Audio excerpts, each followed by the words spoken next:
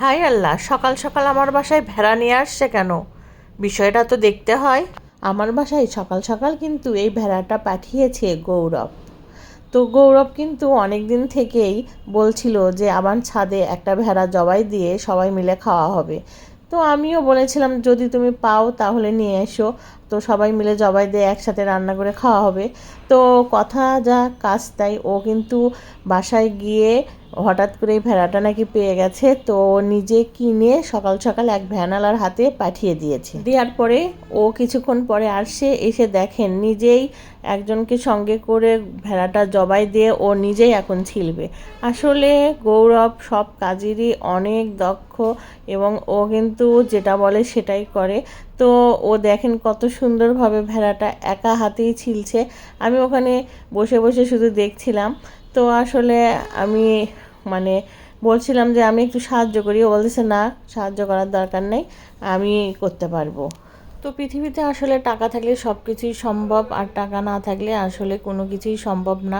আপনার টাকা আছে, যদি আপনি মন চায় আপনি যে কোনো কিছু করতে পারবেন। আপনার টাকা নিয়ে আপনি কিন্তু কোনো কিছুই করতে পারবেন না, আপনাকে অসহায় মতো বসে থাকতে হবে ঘরের ভিতরে। আর টাকা থাকলে কিন্তু আপনি পুরো বিশ্ব জয় করতে পারবেন। তো কোনো ব্যাপারই না, সঙ্গে আপনার কোনো সঙ্গীও লাগবে না। পাশাপাশি কিন্তু আবার এই কথাটাও সত্য যে টাকা থাকলেই সব কিছু হয় না, এটাও ঠিক। টাকা থাকলেই সব কিছু হয় না, টাকা থাকলেই সবার ভালোবাসা পাওয়া যায় না। অনেকের আছে কোটি কোটি টাকা কিন্তু সংসারে কোনো সুখ নেই, সংসারে সব সময় অশান্তি লেগেই থাকে। বাঁচতে গেলে সব কিছুরই দরকার, সব কিছু মিলেই সংসার, সব কিছু মিলেই জীবন, সব কিছু মিলেই কিন্তু এই পৃথিবীটা। আসলে এই পৃথিবীতে চলতে গেলে মানুষের সব কিছুরই দরকার, কম বেশি আর কি। তো আসলে অনেকের চাহিদা আছে বেশি, অনেকের চাহিদা আছে কম।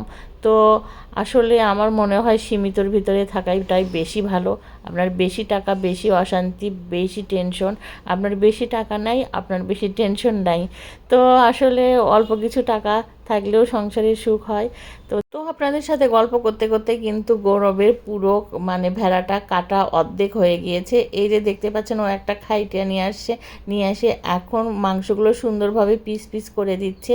আমি বললাম যে আমি এখনই একটু সাহায্য করি, তো আমি ওকে বললাম তো সাইজ করে দাও হাড়গুলো। তো ও কিন্তু সুন্দর করে হাড়গুলো সাইজ করে দিচ্ছে, আর আমি কিন্তু এখানে বটি নিয়ে বসছি। এই দেখেন কত বড় একটা খাসির দেখতেই পাচ্ছেন কত বড় একটা পিস। এটা হলো কিন্তু মাথার অংশটা ভেড়ার, আর এটা কিন্তু একটা লেজ, এই যে লেজের অংশটুকু। আর এটা হলো পা, এটা হচ্ছে পা লেগ পিস।